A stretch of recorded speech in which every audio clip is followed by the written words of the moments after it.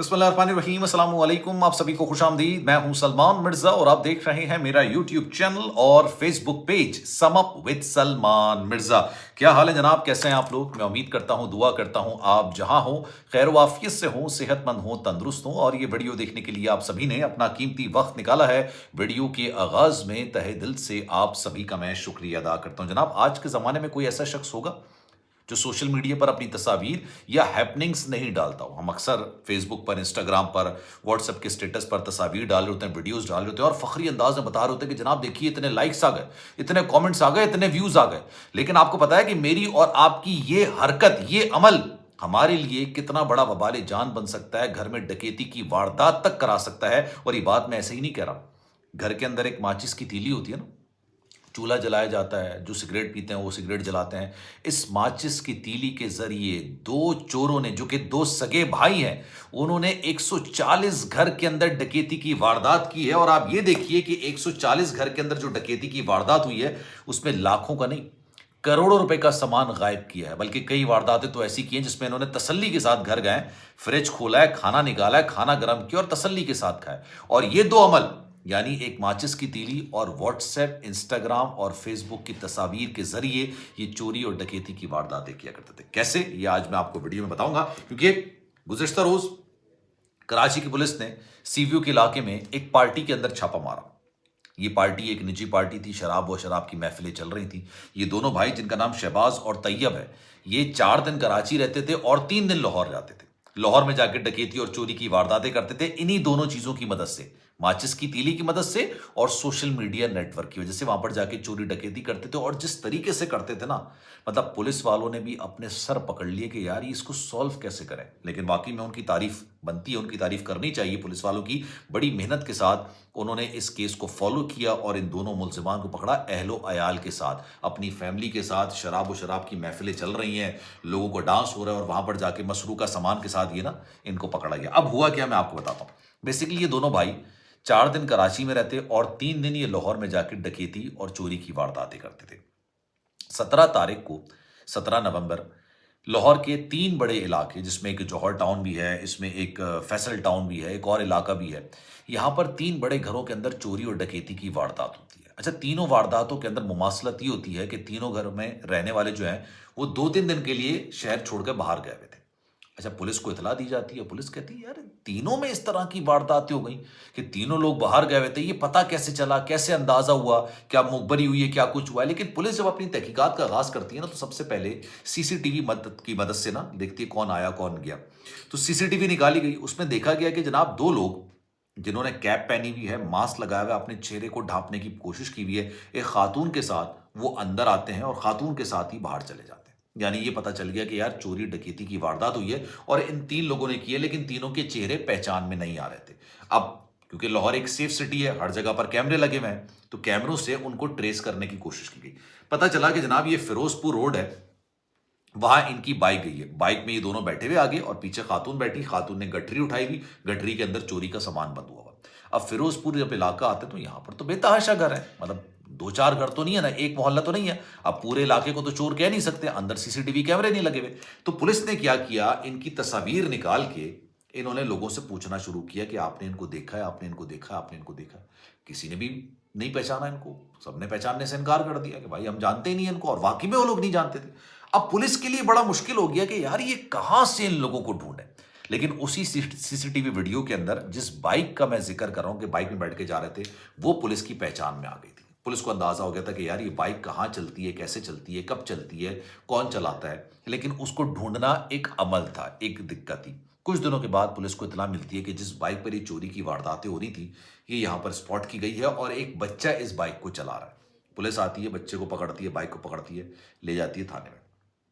थाने में बच्चे से पूछा जाता है भाई तुम्हारी बाइक की कौन चलाता है, क्योंकि बाइक तो पहचान में आ गई, जो 2 लोग थे वो तो पहचान में नहीं है और बच्चा किसी भी तरीके से मुमासलत नहीं रख रहा था। इसका मतलब ये बाइक कोई और भी चलाता था।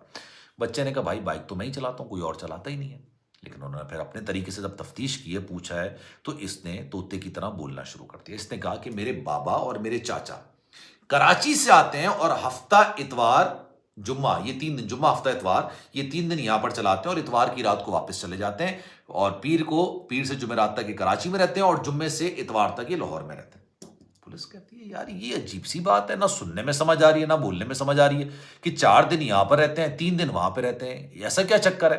खैर पूछते हैं कि जनाब उनका नाम बताइए, तो पता चलता है शहबाज और तैयब बाबा और चचा का नाम है। अच्छा नंबर दें, नंबर है ही नहीं।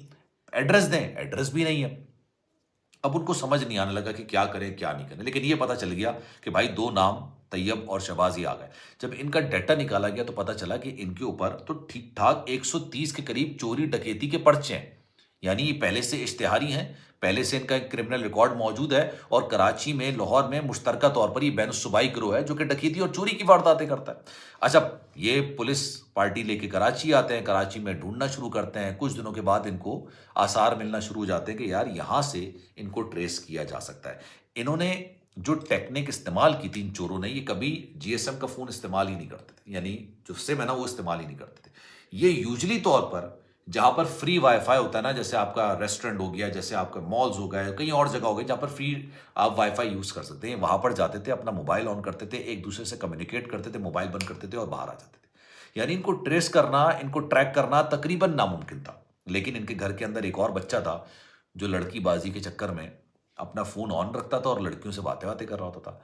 अब वहां से उन्होंने ट्रेस किया, पता चला कि जनाब इनकी लोकेशन सीवीओ पर आ रही है। सीवीओ पर जाके इन्होंने छापा मारा तो जनाब पार्टी चल रही है अंदर। ये दोनों अपनी फैमिली के साथ, अपने घर वालों के साथ शराब और शबाब की महफिलें चल रही हैं। मसरू का सामान जितना इन्होंने लूटा था ना उसके साथ ये एंजॉय कर रहे हैं, पार्टी कर रहे हैं और करोड़ों रुपए की मालियत, मतलब मैं आपको 1-2 करोड़ की बात नहीं कर रहा, करोड़ों रुपए मालियत का सामान इनके पास से बरामद हुआ। अच्छा जनाब, अब ये इनको जब पकड़ा जाता है, इनसे पूछा जाता है भाई आप चोरी और डकैती की वारदातें करते कैसे थे, किस तरीके से किया जाता था, तो अब आप ये सुनिए। ये बोलते थे कि जनाब हम लोग माचिस की तीलियां लेके निकलते थे। जिस जिस घरों में हमें लगता था ना घर के अंदर कोई नहीं है, लाहौर में, जौहर टाउन में, फैसल टाउन में, दीगर इलाकों के अंदर, डीएचए में, हमें लगता था कि यार जहां पर लोग नहीं है हम उसके लॉक्स में जो है ना तीली फंसा दिया करते थे। जो लॉक्स जहां पर आप चाबी लगाते ना दरवाजा खोले, वहां पर हम तीली फंसा दिया करते थे। और उसके बाद जितने घर हमें आइडेंटिफाई होते थे कि यार यहाँ पर कोई नहीं रह रहा, वहां पर तीली फंसा फंसा के हम लोग आगे निकल जाते थे। जुम्मे की रात को ये सारा ये काम करते थे, जुम्मे या हफ्ते की सुबह, और फिर ये आते थे इतवार को या हफ्ते की रात को या इतवार को, और ये देखते थे किन किन घरों में वो माचिस की तीली लगी हुई है।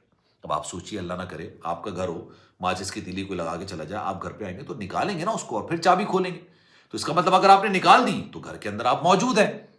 तो ये चोर ये क्या करते थे कि जिन जिन घरों में से चाबी के जो होल होता है उसमें से अगर तीली निकली हुई होती थी, दैट मीन्स कि यहां पर लोग वापस आ गए, तो ये आगे चले जाते थे। और जिन जिन घरों के अंदर तीली लगी होती थी तो इनको लग जाता था कि यार यहां तो कोई भी नहीं है, तो यहां पर आराम से ये मतलब ये बाहर गए हैं 1-2 दिन के लिए और आराम से डकैती क्या करते थे। वहां से ये लोगों को ट्रेस करते थे और ये घरों को आइडेंटिफाई करते थे लोगों के फेसबुक और इंस्टाग्राम को देख के। अक्सर लोग ना अपना पूरा पूरा लाइफस्टाइल, पूरा लाइफस्टाइल कि भाई मैं यहां जा रहा हूं, इतने के दिन के लिए जा रहा हूं, मैं उम्रा करने के लिए आया हूं, मैं हज करने के लिए आया हूं, मैं अमेरिका आया हूं, मैं यूके आया हूं, मैं दुबई आया हूं, मैं मैच देखने जा रहा हूं अपनी फैमिली के साथ। ये अक्सर लोग स्टेटस पे लगाते हैं, फेसबुक पे लगाते हैं, इंस्टाग्राम पर लगाते हैं, और उसको इसलिए इस्तेमाल किया जाता है कि यार एक शो ऑफ भी होता है, एक सोसाइटी का एक कल्चर भी हो गया है कि जब तक आप ये नहीं करेंगे आपको सोसाइटी में कोई अच्छा तस्वुर नहीं करेगा, मतलब सोसाइटी आपको एक्सेप्ट ही नहीं करेगी ना। लेकिन ये चीज इन लोगों के लिए कारगर साबित होती थी कि इनको पता चलता था यार ये घर है इनका, और वहां पर जाके वो माचिस की तीली लगा दिया करते थे। और इन्होंने को गालिबन को 2-2.5 साल हो गए थे इनको इस तरह की वारदातें करते हुए। इन्होंने 140 घरों का सफाया किया, आप सोचिए 140 घरों का। और इनकी ग्रीन लाइन की टिकट हुआ करती थी, जुम्मे को ये लाहौर आते थे, पहले ये काम करते थे तीली लगाने वाला। अच्छा, इन्होंने इस सारे मामले में खातून हायर की हुई थी, एक खातून को भी इन्होंने अपने साथ रखा हुआ था। ये खातून क्या करती थी, एक जैसे विमेन कार्ड होता है ना कि आप जा रहे हैं गाड़ी में, अगर खातून बैठी है तो पुलिस वाले भी चेक नहीं करते हैं, एक मार्जिन देते हैं, फैमिली का एक मार्जिन मिल जाता है। ये फैमिली का मार्जिन इस्तेमाल करते थे खातून को बिठा के, और उन खातून का काम ही होता था कि ये बाहर खड़ी होती थी, ये दोनों अंदर जाते थे, चोरी डकैती करते थे। अगर कोई मसला होता तो खातून उसको टैकल किया करती थी, और खातून ही मसरू का सामान गठरी में बंद करके अपने पीछे लाद के ये सारे लोग लेके जाया करते थे। मतलब मैं ये सोच रहा था कि दुनिया चांद पे पहुंच गई, बल्कि चांद से आगे चली गई, हम अभी तक इन्हीं हरकतों में लगे हुए। हमने चोरी डकैती, राजनी, इस तरह की वारदातों में ऐसे ऐसे तरीके इस्तेमाल किए हैं कि इंसान की सोच और समझ दोनों ना जवाब दे जाते हैं। खैर जनाब, इस बारे में आपकी राय क्या है? मैं चाहूंगा कि कमेंट सेक्शन में अपनी राय का इजहार जरूर कीजिएगा। सलमान मिर्जा को दीजिए इजाजत। जिंदगी रही, सेहत रही, आपकी दुआएं नहीं तो इंशाल्लाह आपसे फिर मुलाकात होगी। ख्याल रखिएगा। अल्लाह हाफिज।